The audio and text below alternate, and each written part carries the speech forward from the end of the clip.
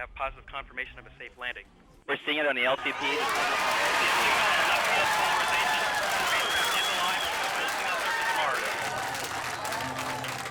Very strong on LTP. Opportunity hit a hole-in-one when she landed. The airbag system rolled into the small crater called Eagle Crater.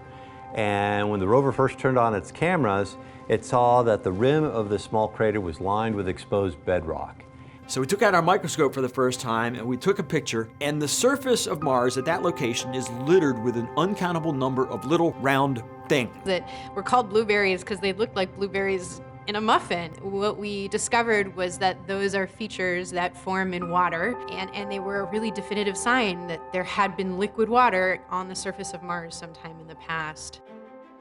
You know, after we left Eagle Crater, we went to Endurance Crater, and that's the crater we drove down in.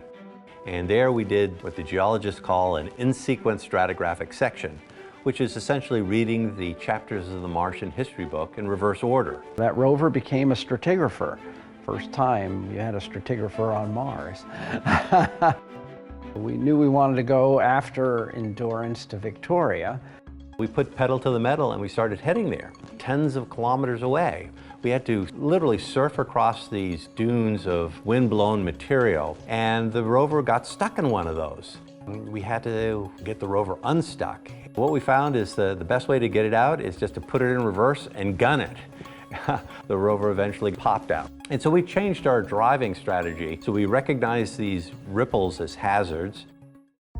We get to this giant half-mile diameter crater, Victoria Crater, and we want to figure out, gee, how can we go into this thing? All of a sudden we got high-rise images. We could see the rover in the image. And that was the very first image that we got from space showing one of our rovers. We spent a year scouting the edge of that crater to decide where we wanted to go in to get the best stratigraphic section. We found a place to go in, and we drove down in, and we spent about a year inside Victoria Crater. The science team was really excited about the idea of driving to Endeavour Crater, over 20 kilometers away. This is a long drive to do. It was going to take multiple years, but they decided to do it anyways. There were too many of these dangerous ripples in our way, and we actually had to take this circuitous route that at times took us away from the crater, only to then cut back and then approach it more directly. And then we pull up to Endeavour Crater, and all of a sudden there's all these new things to look at. We first discovered the homestake vein.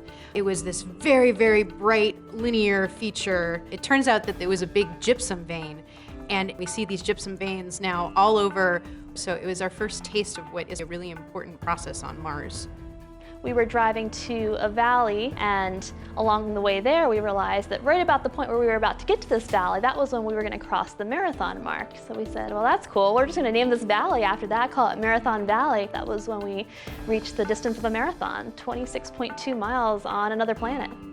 We continued driving through some slopes down a little bit on the interior of the crater rim until we came back out so that we could continue on to the next valley, Perseverance Valley, where the rover was exploring when we lost contact.